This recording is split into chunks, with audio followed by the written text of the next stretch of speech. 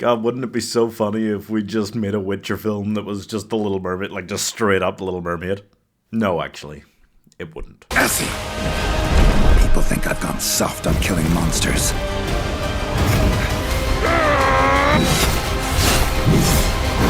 I'll prove them wrong.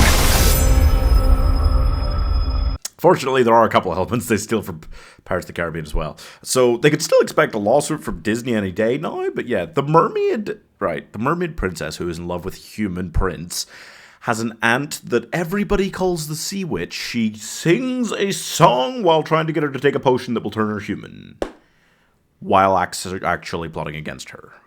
The Witcher, Sirens of the Deep is Netflix's way of saying Henry Cavill left because we weren't accurate enough to the original source material and we're just starting to make a mockery of this great franchise. So let's give him the middle finger by just making it even worse. And honestly, they've done a great job, I gotta say. They have done now one spin-off series and 2 animated spin-off films for this franchise, which has only had 3 seasons of an actual show. Like, it's nuts.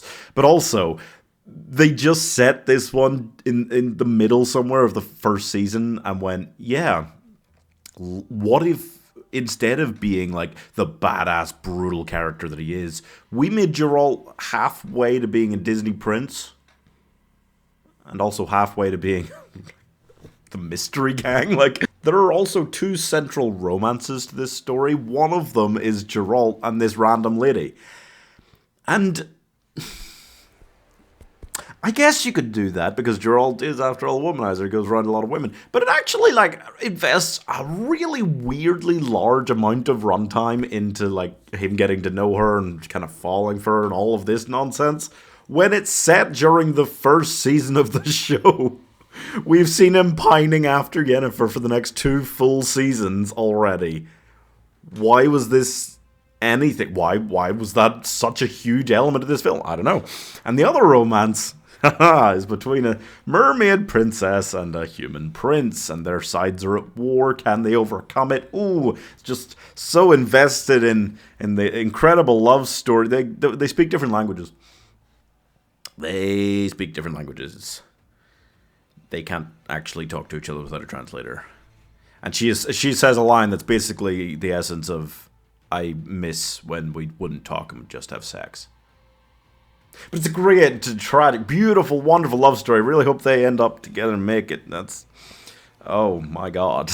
And my problem is that we spend more time on like these random romances and the inter-kingdom politics of a random kingdom we've barely ever heard of and mer people.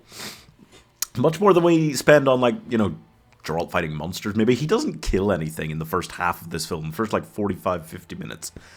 That is so grim. It's not the, you know, this isn't, as a film, the last nail in the coffin in the Witcher franchise, but only because Mr. Liam Hemsworth is going to come along and, yeah, I think this was just their attempt to squeeze the last drops of milk out of this dead-ass cow of a franchise before he comes along and chops up the meat worse than Miley Cyrus chopped his career up. I really do believe almost that this kind of Scooby-Doo, just random animated film style could probably work for The Witcher as a cheaper way for them to keep this franchise running once, you know, the show blows up in their face. But my problem with this one is, like, the animation wasn't good. It really wasn't. Geralt just, all the characters felt a little wrong, but Geralt wasn't anything like he is in the show. But he also, despite them bringing back the voice actor from the games, he didn't even feel like Geralt from the games, which is really rough. Like, he just didn't feel like any version of this character I've ever seen. And that is just a real letdown, because they needed to get that right if they wanted this and subsequent ideas like this to work.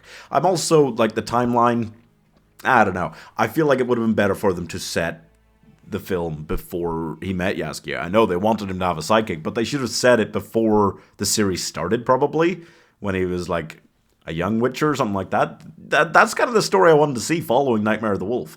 So I'm a little let down by that, and I'm giving no Cavill, no problems, 2 stars. Do you think they just, at one point in the process, went straight up like, hey, what if Geralt and Yaskia drove around in a van and solved mysteries? Like, they just really had nothing going for them here. This is their attempt to see if Disneyfying him could work, and they could just make a bunch of films on that.